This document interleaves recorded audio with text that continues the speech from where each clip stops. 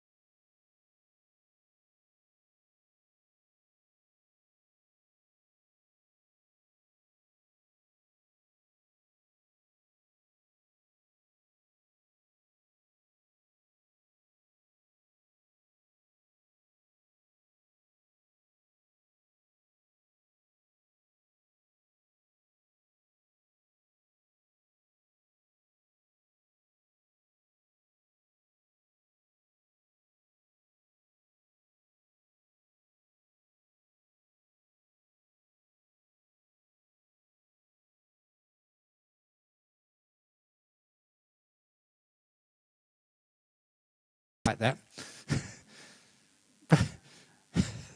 But why do people actually have big stretch limos or big cars? Why do they have even big houses?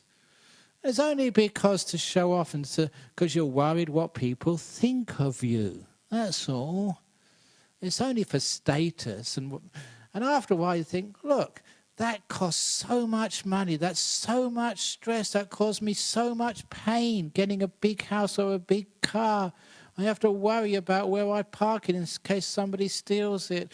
I've got to pay all this insurance for my house. I've got to worry about security in case somebody comes and robs my house. I've got to clean it. Think of your poor house cleaners there. Such a huge house. You have to spend so many hours cleaning and maintaining it. Imagine you're like a monk or a nun, just lived in one room. Isn't that wonderful? You can only be in one room at a time. So, just have a small house. You can have your TV in there, your bed in there at night time, a little place for cooking. It's very easy to get these instant foods these days. Just boil it up or whatever. So it's so easy. Just imagine how small your house can be.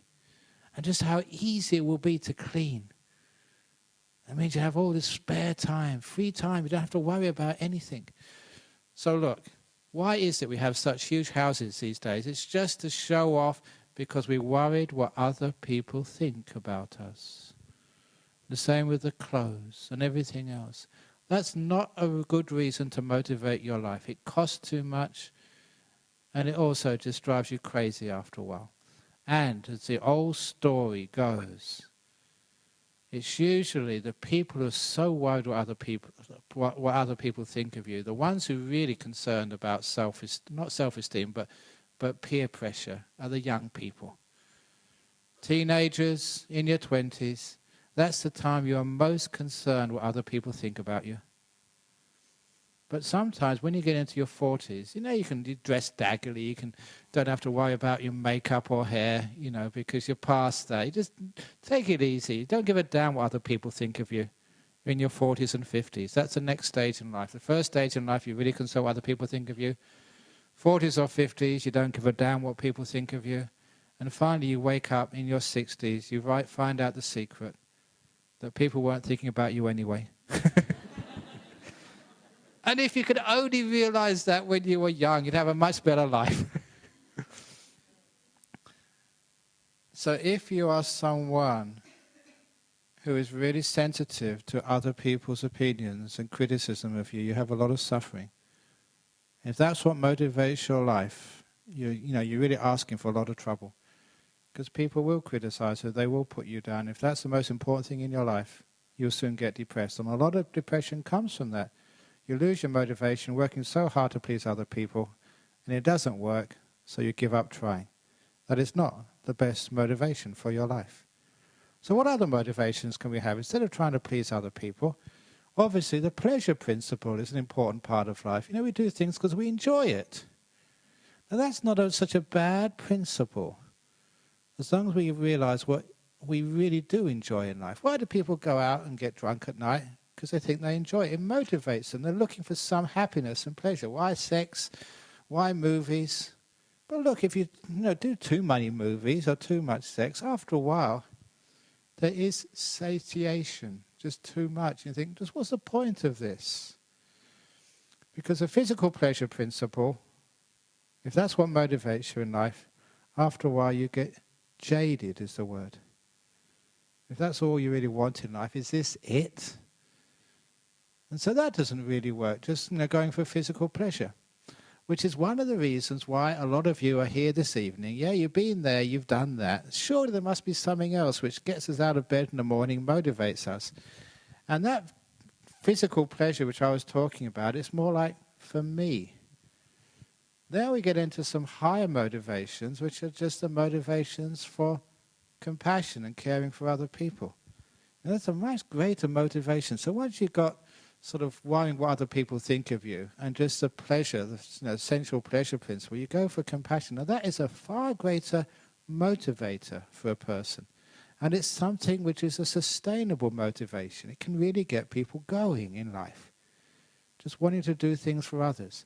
But there's a danger with that compassion, because sometimes that compassion can turn into the negative motivations. And the negative motivations is, the government is hopeless, the government is terrible, out of compassion we should get rid of this government. Those Buddhists who don't believe in God, they're terrible, we should get rid of them. You know, a lot of times, a lot of wars are started by a perverted sense of compassion.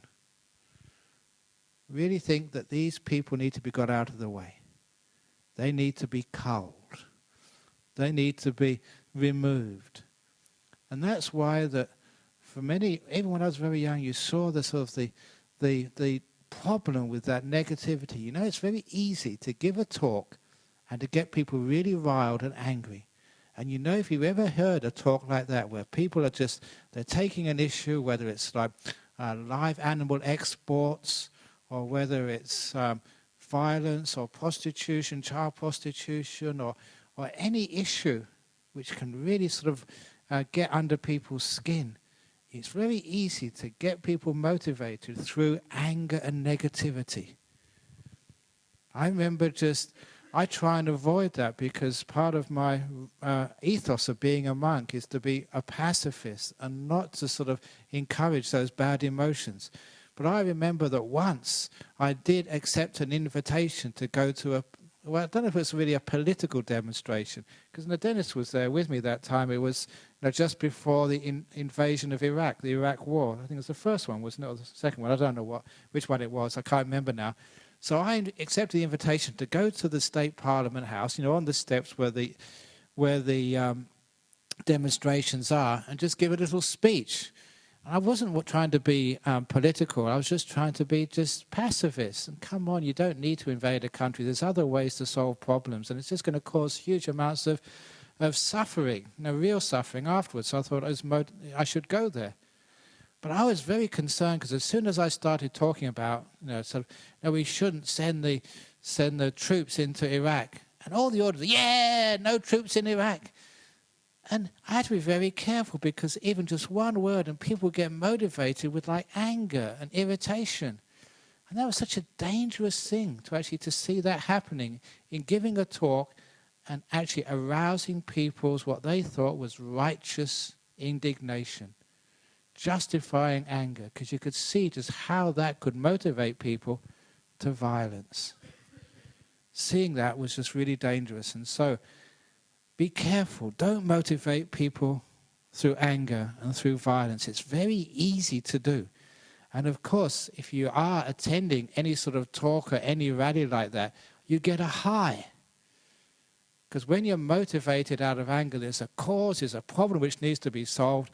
And it's amazing the amounts of energy you can generate inside of you, through anger. Now, there's a really big problem there. And so the way to overcome that type of motivation, you've got to, which is a perverted type of compassion. You really think you're doing the best for other people. You really feel that you're solving the problems of the world. You really think that there's somebody who should be taken out of the way because they're causing too much suffering for other people. That is just so dangerous. And as a Buddhist, no, don't go down that path of motivating people through anger. It just turns on yourself. The anger is a little demon which you set free. And once it's set free, it's going to turn on you. And it's going to destroy you as well. So whatever cause you have, whatever is right, it's not the sort of... This is part of the motivation. It's not motivation to try and solve the problems of what's going to happen in the future. The problems are always in the present moment. The problem is that anger. The problem is that violence. It's motivating a person to make sure the process is correct rather than the outcomes. Looking at the process. It's not what you're trying to achieve, but how you're trying to achieve it. Because, if you use violence to get rid of a wrong, you find usually that you create another wrong. It's a little poem which I remembered from the time I was at university, from William Blake. And I think I mentioned this at that talk at Parliament House. Vengeance to the tyrant fled, and caught the tyrant in his bed, and slew the wicked tyrant's head, and became a tyrant in his stead. And that's just such a beautiful little statement there, which notice that the people who actually are motivated through righteous indignation, through the just cause, what they think is a just cause, and express their anger and violence, they usually become the tyrant in the future. They don't solve the problem. They just transfer the problem from our enemy to us. We do become our enemy. So that's why that if you are motivating, please don't use this perverted type of compassion, which is like anger. Because you be careful there, because you really think it's justified, you're doing the right thing because you think these people need to be taught a lesson, these people need to be saved. Please don't go that path. So instead we have the real kindness and compassion. The kindness and compassion is like realizing, this is basic law of karma of Buddhism, that if you want to have a peaceful, beautiful, happy, successful, harmonious world, you have to make it in this present moment. It's now. So if you make moments of peace, if you make moments of kindness, if you do little acts of compassion now, that is how we get the beautiful future. And so you don't make a beautiful future with moments of anger and violence and ill will. It's a longer road. It's a tougher journey. But it's the only way which works. Sort of anger arises very quickly. And it lasts a long time. At least its effects will last a long time. Anger can sometimes be spontaneous. And violence is very fast. But its effects go down generation after generation after generation. You know that I do go travelling a lot. And just early this year, was it this year? Sorry, no. Yeah, it was last year, sorry. I went over to Frankfurt to teach a retreat. It's the second time I've been over there. And there's one thing which I noticed, which actually people told me, because this particular temple was spending a lot of time doing counselling for people. And what they were counselling people was post-traumatic stress disorder from the Second World War, which finished so 66 years ago. And these were people who were never born, who weren't born during the war, they were born afterwards. But still the trauma of that huge conflict in Europe has still trickled down the generations. And people who were born 20, 30, 40 years after the end of hostilities were still suffering the trauma of that war. At first it was unbelievable to me. But when I sort of investigated further, yes, that was still there. And you can just see just violence arises quickly, but spends many years passing through generations. It lasts such a long time. And the opposite way of building peace, that's just so hard to build. It takes many, many, many, many years to build it up. But once it is there, it just heals and lasts for such a long time. That's why it's much harder to motivate yourself with compassion, because it's a longer haul, it takes more time. But it's also, you can actually feel, you know it's the right thing to do. Because a lot of time with finding the right motivation, we have to be far more sensitive to our feelings and thoughts inside. And there's a little story, a little anecdote which I wanted to put in here, which one of the main reasons I wanted to give this talk and fit this one in here. I heard this little story when I was in Phuket. It's just it's putting together motivation and also one's mindfulness of actually knowing what one is doing and why one is doing it. Because a lot of times for many people you don't understand what your motivations are. The whole inner world is a confusion, it's a jungle. And to be able to actually to find out what does one want or why does one want to do it, what is actually motivating you. There's a little story about someone making a choice in their life. They're making a choice. Now what might the choice to be? To buy a hamburger or to buy sort of some sushi. What are you going to have for dinner tonight? And when you cannot decide to buy a hamburger or get sort of some healthy sushi, so what a person does, they toss a coin. Heads, hamburger, tails, sushi. But when they toss the coin and it comes up tails, sushi. Ugh. That's disappointing. Let's try 2 out of 3. Have you ever done that?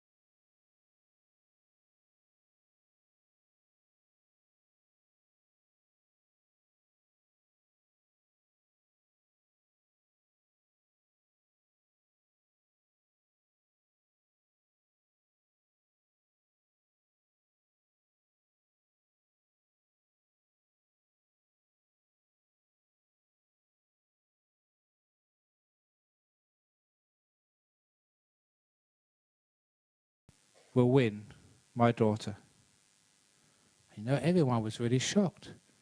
The guy was asking him to steal. This was terrible. And he said, no, look, this is what I want you to do, but one important point, make sure no one sees you steal. And so, make sure no one sees you steal.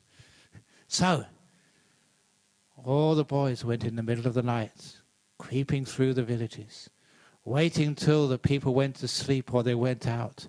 And they crept into the houses, and they stole this and they stole that. And they brought it back to their teacher.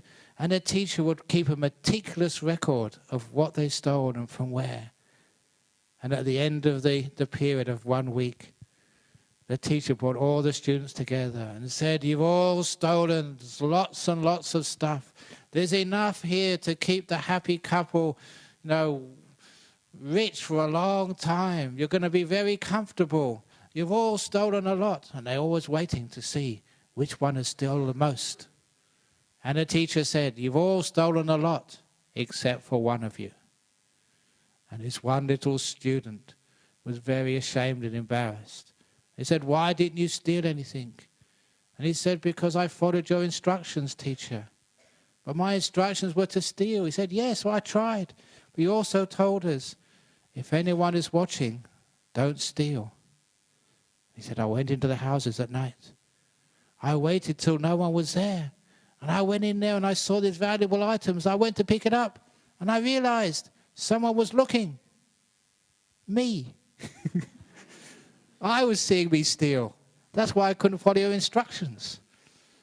And of course, the teacher said, at last I've got one wise disciple. After all I've taught you about self-responsibility, it's true that other people won't see you, but you see you. And he said, that's the only student that's followed my instructions. After all these years, only one of you is wise enough, so you can marry my daughter. And as for all this stuff you've stolen, I'm rich enough, I don't need it. Take it back to where it came from. And don't worry, because I told all the villagers to expect you. This was a set-up, a scam to find out how many of you knew what it meant not to steal if someone is watching. And of course, that's yourself. How many of you realize that you count? It's not just other people watching, you're watching you. So when you understand that, the idea of compassion is not just the wrong compassion, it's just compassion just for other people. Forgetting you count as well. So motivation of compassion, what really works is when, it is for the well-being and happiness of all people, including yourself. You count too. And that's one of the reasons why motivation out of compassion, that wrong compassion when it's for others and you're not included, that's why also that does not work. You get burnt out, you feel there's nothing in it for you, and again you get depressed. It's a motivation which doesn't work. You have to be included in the equation. You count too. Otherwise you lose all your motivation, you won't do anything in life. It reminds me of another story about motivation, about this migrant who came to Perth. And he came over from the Middle East, and he heard all these stories about Australia and how rich Australia is. And compared to some of these really, really poor countries, war-torn, ravaged countries, living in great poverty with hardly anything to eat, or ravaged by floods or whatever else is a natural disaster, some people are really, really dirt poor. Compared to them, it's true, Australia is a very, very wealthy country. So in the refugee camps waiting to be resettled in Australia, he heard, the streets of Perth are paved with gold. I've heard that saying before.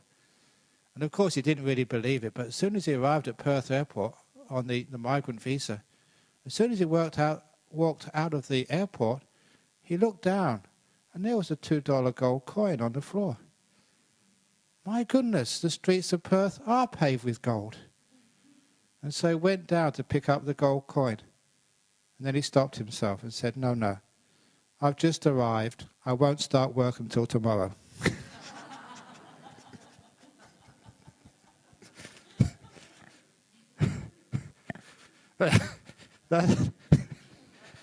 That's called laziness.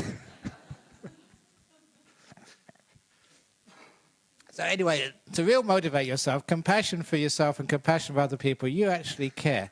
Now, if you get that as your motivation, you know, that actually works. Because that gives you a meaning. Because the compassion, the care, is trying to get the greatest happiness, peace, whatever it is, for yourself and others. And if that's what motivates your life, then you're getting somewhere. I always remember I was inspired by reading a passage in the ancient sutras, the teachings of the Buddha, where one day the Buddha took a nap in the afternoon. And then this being called Mara called him out. I've caught you out. You're not a real monk. You're lazy. Look, all these other people have to work hard feeding you. They're not sleeping during the middle of the day, you lazy monk. He said, what are you doing that for? Why are you sleeping?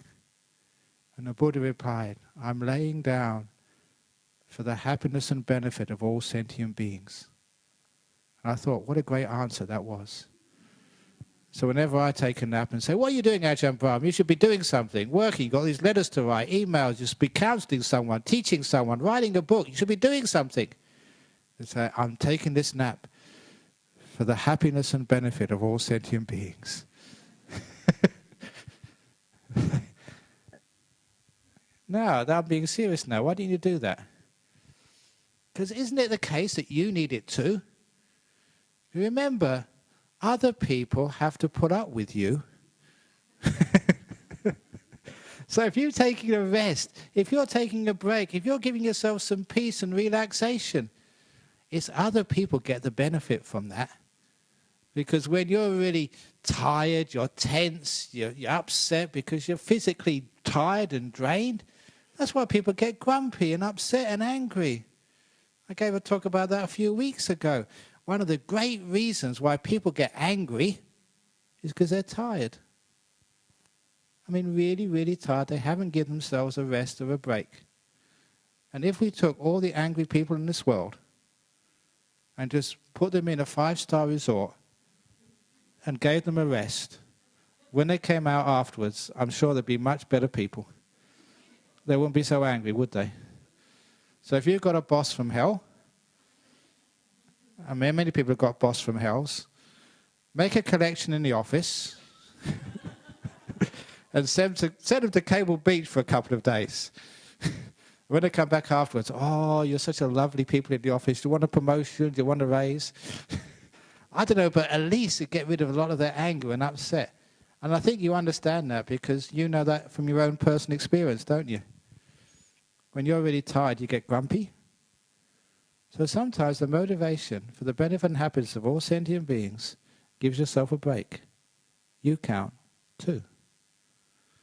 And that motivation is not just giving yourself sleeping all day and all night, but it's also motivating yourself that there is some good to be done in this world. There is some beautiful things to happen. There's a lot which we can do to make a better world. And that is what motivates you, because you live in that world too. So our motivation is for the happiness and peace of all beings. You're included. Now, how that actually pans out in your life, what you can do, I'm not sure what you can do, but there's a lot we can all do together. I spent my whole life building monasteries or building Buddhist centers or writing books and giving talks like this. And sometimes I ask myself, what am I doing this for? Haven't I given enough talks? Apparently on these little iPods now, you get, someone said about 250 Ajahn Brahm talks. And they're selling it for about $10. I've worked out it was about 5 cents a talk. That was really dispiriting. This talk only worth 5 cents. But anyway, no, you don't. You're motivated just for the fun of it, and because it's worth doing, and because it makes people more peaceful and happy. And when you get a bit of feedback, that really, really, really does motivate you to try even harder. And, you do get that feedback. Someone comes along and says, that talk or that little saying you did saved my life. It stopped me hanging myself, stopped me killing myself. And there's a huge amount you can do, with these teachings. That positive energy which you can give out really, really can make a difference in this world. And of course that means you are actualizing your motivation for the benefit and happiness of all other beings, you can do something. And each one of you can do an enormous amount, even if it's just smiling at people every day. I think he's not here today, but where is he? Chris Perrier. He did this little happiness seminar, I think just, it was a few months ago, where he was just asking people, giving people a little task to do. Go out there into the community, smile at someone or give a person $1 or whatever it is. Just these small acts of kindness and just to see its effect. And of course, once you get into that and notice how it works, your small act of kindness comes back to you manyfold. It's called the law of karma. It means you motivate yourself. It encourages that motivation. It strengthens the motivation to work harder, to make a better world, to be kinder. You don't need to do big things. Just small little acts of kindness. Somebody just, needs a hand. Somebody just needs someone to talk to. Someone just needs someone to smile, to get a smile from. It's amazing, just small things, just how much they mean to other people. And if you can just do that, it's amazing just how much happiness and peace that you can make in this world, how you can actualize compassion and realize its benefits. And what happens, it's like a snowball effect. The more you actually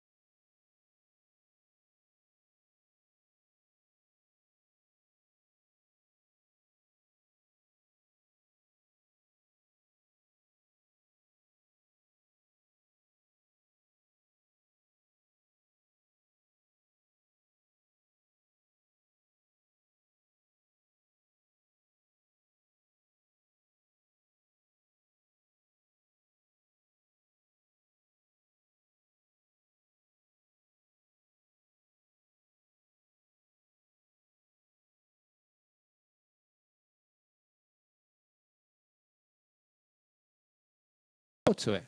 So much so that there was one day, I just towards the end of my time volunteering, that I was so competent by this stage. They trusted me so much. They gave me a whole group to myself while they had a rest and did their paperwork.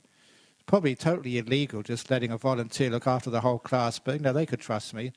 So they gave me one class before the tea break and another class after the tea break. What I didn't realize, there was only 2 classes. During the other class, they were getting all of these Down syndrome kids to make me little presents. And the first class, which I was teaching, the other class did the presents the first session. When I swapped over, the other class did the presents for the second session. And afterwards, they made this presentation to me. Because they said I was the longest serving student they'd ever had. They wanted to make a presentation. And they thought it was like I was doing the final examinations the next week, so I wouldn't be able to come. It was one of the most moving times of my life. And these Down syndrome kids who I'd come to respect and love, they were friends. You'd go up there to the hospital and they'd run towards you and give you a hug. And to me, a boy in the 60s and 70s being hugged by another boy, now I was heterosexual, to receive that from another guy was very tough for me. They taught me emotional intelligence. Because they were incredibly smart. Emotionally, intellectually, they couldn't do anything. But emotionally, they could tell if I was in a bad mood. They'd give me a hug to cheer me up, and it worked. So I got to know these. It was like family. These were like brothers to me. And sisters. There was girls there as well. And it was really moving to give me this presents. And they really meant it, because they thought I was leaving. So they were crying. It was a beautiful experience, but I told them afterwards, excuse me, but I'm not doing my exams for another couple of weeks. Can I please come next week? And they allowed me to come even after my final day. But I really enjoyed that so much. And just that little bit of service gave me a huge boost. It was only afterwards I realized what it was doing. It was motivating me to do more, to be kinder, simply because you get such incredible feedback. So look, I don't care how busy you are in your work and how much jobs you have with your family. Please go further with your compassion and kindness. Do voluntary work. It's not something which is going to cost you, but it's going to get a huge amount of feedback back, a great degree of happiness. And you're realizing that the greatest motivation in this life is for the benefit and happiness of all other beings, especially if you go to a group which really needs it. If you look after your temple, if you look after your monasteries, if you look after your churches, your mosques, your hospitals, your synagogues, I don't care where, look after them, get into it. And you get so much happiness back. So the greatest motivation is for the happiness and benefit of all sentient beings. And you're part of that. It's not just for, that's what I realized, it wasn't just for these Down syndrome kids, it was for me. I was part of it. And so whatever I gave to them, I got back. Whatever I got back, I gave. And that became the meaning of my life. So like even now, sometimes people say, oh, you're a monk, you left the world, you don't do anything for other people. Yeah, sure I don't. Going giving talks, helping out. And I really get off on this. So that's why somebody asked me, why did you become a monk in the first place? That's such a long time ago. I don't really remember. I often say that maybe it was because, and this is actually logical, it makes sense. Maybe the reason I became a monk was because of a broken heart, and I became a monk to forget. The reason is because I can't remember anything like that at all, so I suppose it's reasonable. It could have happened. I've forgotten. But no. The reason I became a monk was because I enjoyed being a monk. But the most important thing, why do you stay as a monk? There's all these things you could do in this world. Why are you staying as a monk? And because you get this enormous happiness back. And why do I work my butt off as being a monk? Teaching here and teaching there. If you see some of the schedules, when I do any teaching, or when the other monks or nuns do teaching, it's a huge schedule.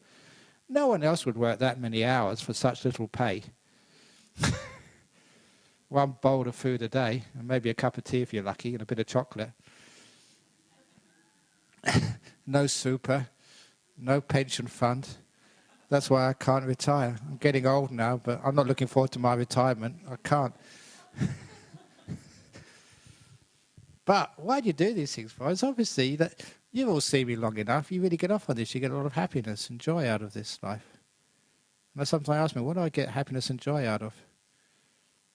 It's actually serving and helping. Sometimes you just meditate alone. You get a huge amount of motivation through peace. But you also get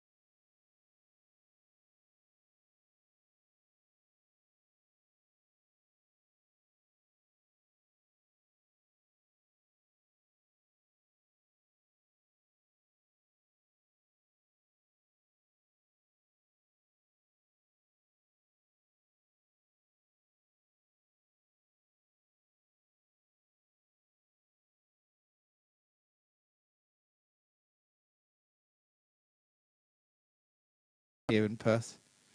There was this young guy. He was from UK. And he's only about 23, 24. He developed cancer. It was terminal. And he was over in one of the first hospices, which was, I was that over in Netherlands by the river, the old hospital over there somewhere. What was it called again?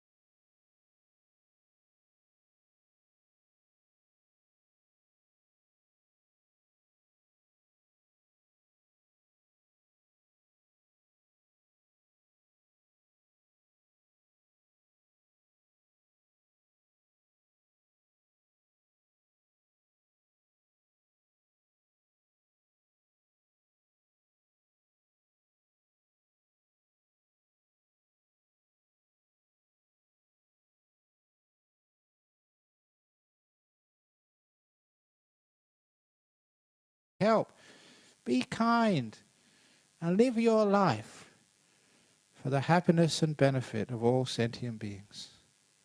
Make that your motivation and go and do it. Now that can really motivate you and get you and doing things. It makes you feel alive. It gives you meaning. It may not give you as much energy as kill all the baddies, get rid of the bikies, get rid of the corrupt politicians, get rid of... But it's a much purer, harder work, grassroots. But my goodness, it works. It makes a better society and gives you a meaning, a motivation to get up in the morning and do things. So that's motivation for you. Don't just sit there. Actually, no, you're supposed to do that, aren't you? You're supposed to sit there and meditate. But don't just always sit there. Sit there and meditate, yes, but also go and help the society. Thank you for listening. Okay, any questions about my motivational talk this evening?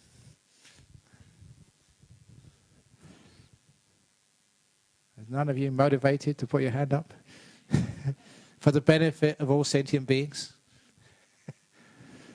Yes, thank you, Lawrence. You're a very kind man. Oh, yeah.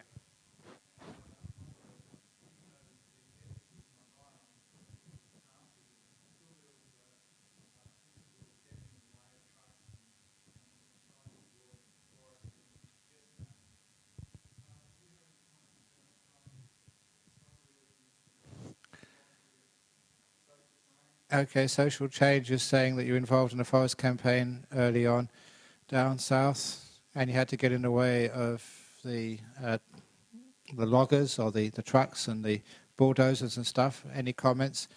I'm not quite sure whether you thought you succeeded in the short term, but you certainly succeeded in the long term. Because sometimes that people want quick results. They want that particular coop of forest to be saved.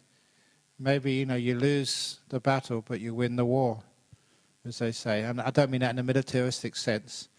So sometimes it's still a very good thing to do, to act compassionately.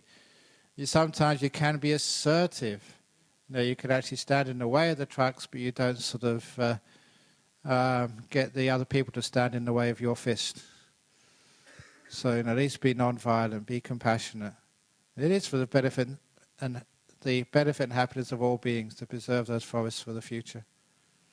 And also to preserve the jobs for people, so whatever's the balance for everybody concerned. But it is good to be active, socially active, but in a sort of a passive way. Not a passive way, I mean a non-violent way, sorry. That's what I meant. So I get involved in things every now and again. You see my picture in the newspaper like last Saturday, standing up for things I believe in. Sometimes you take a bit of flack for that, but it's worth it. Standing up for the bhikkhunis, for the nuns, the women ordination, standing up for gays. So, you take a bit of that. You've got to take that. That's part of your job. But you do it not for yourself. You do it for the compassion, for the benefit and happiness of all beings. Anybody else? Going, gone.